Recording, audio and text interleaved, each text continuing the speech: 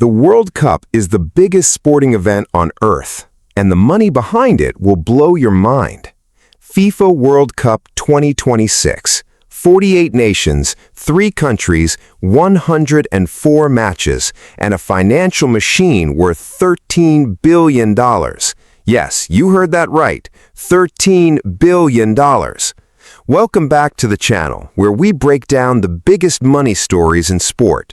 Today, we are going behind the scenes of the most expensive football tournament in history, the FIFA World Cup 2026, to answer the questions every finance fan wants to know. How does FIFA make its money? How much does it cost to run a World Cup? How much does each team actually earn? And which players are walking away as the richest men on Earth? Let's get into it. The big picture. FIFA's $13 billion machine. Let's start with the headline number. The FIFA World Cup 2026 is projected to generate approximately $13 billion in total revenue across the full 4-year cycle from 2023 to 2026. That is 72% more than the $7.57 billion FIFA earned across the entire Qatar 2022 cycle. Now, where does that money actually come from? 3 main sources. 1. Broadcast rights. TV networks around the world pay billions just to show the matches. In the United States alone, broadcasters are paying record amounts for the rights to beam this tournament into billions of homes. 2. Sponsorship and commercial deals. FIFA has a roster of global corporate sponsors, from Adidas to Coca-Cola to Visa, all paying hundreds of millions to associate their brand with the World Cup. 3. Ticket sales. FIFA is hosting 104 matches across 16 stadiums in the USA, Canada, and Mexico. With 508 million ticket requests for only 7 million available tickets, demand is absolutely insane. FIFA has even introduced dynamic pricing for the first time, which means ticket prices move with demand, just like airline tickets. Controversial? Yes. Profitable? Absolutely. Out of that $13 billion, roughly $8.9 billion comes directly from the 2026 World Cup itself, the single biggest payday in FIFA's history. Profit and loss. Where does the money go? Now here is the part that really matters from a financial perspective, the profit and loss. FIFA is officially a not-for-profit organization, but don't let that fool you.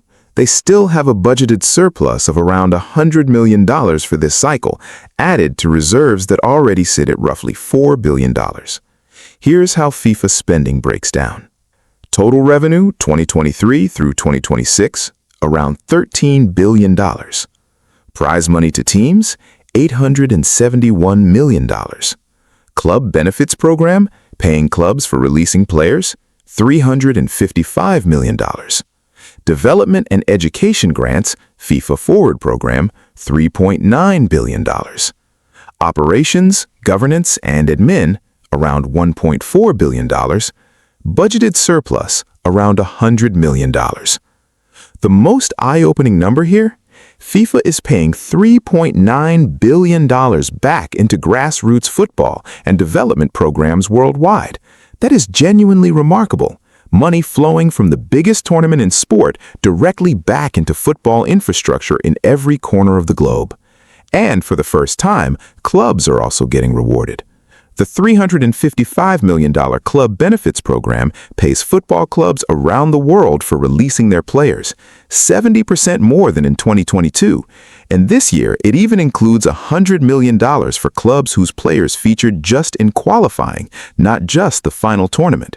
Prize money breakdown. How much does each team earn? Now let's talk about what every national team is competing for. FIFA has set a record-breaking $871 million total prize pool for the 2026 World Cup. That is a 65% increase from the $440 million paid out at Qatar 2022.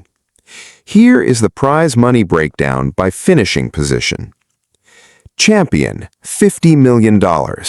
Runner-up, $33 million. Third place, $29 million. Fourth place, $27 million. Round of 16 exits, higher than group stage. Group stage exit, $9 million performance. Every team guaranteed minimum $12.5 million. That guaranteed minimum is huge. Every single one of the 48 nations, even those knocked out in the group stage, walks away with at least $12.5 million. That includes $10 million just for qualifying, plus $2.5 million in preparation fees. Now, here is the important question. Does this money go directly to the players? The answer is no.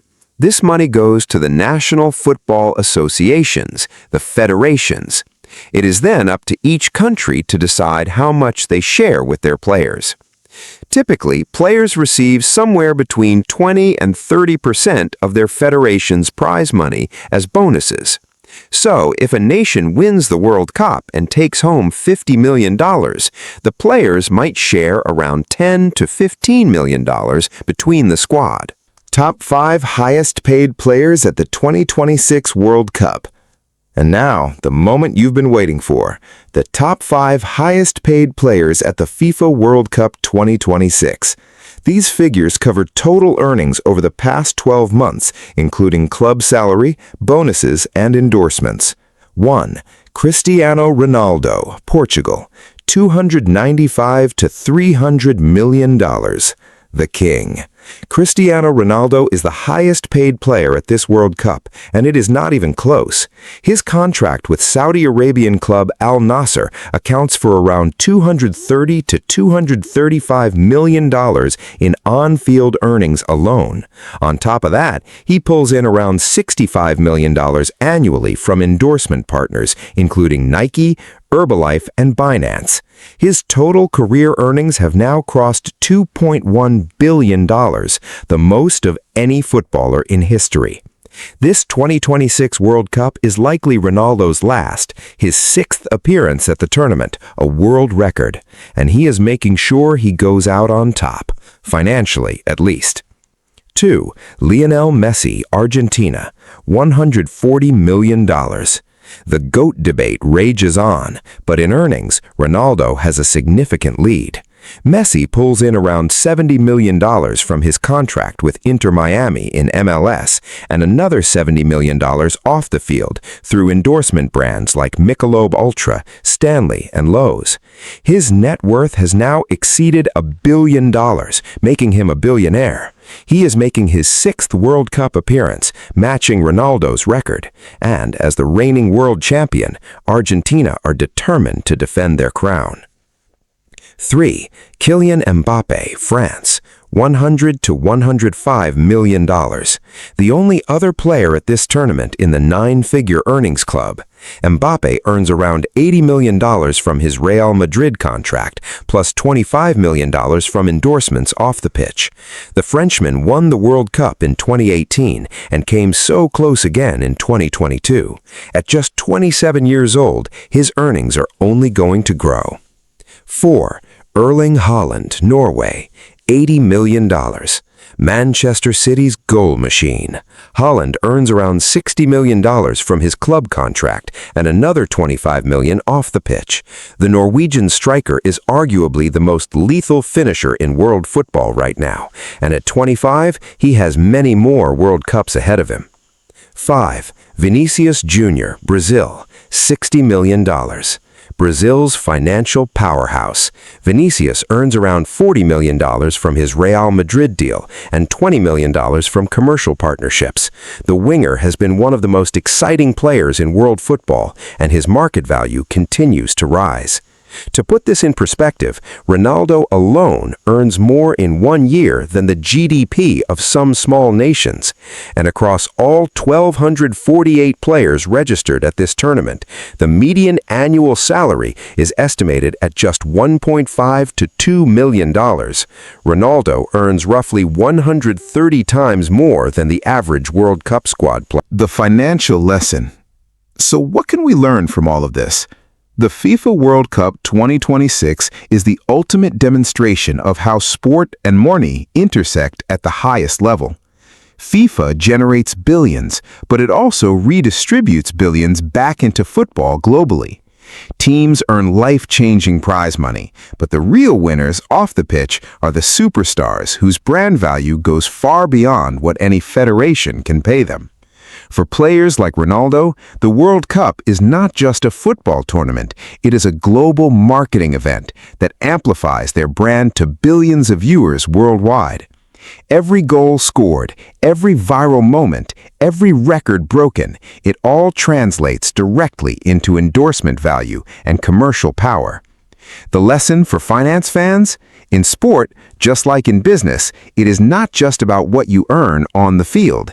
It's about how you build your brand, diversify your income, and turn performance into long-term financial power.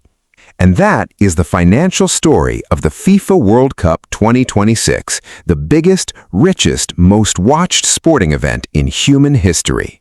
If you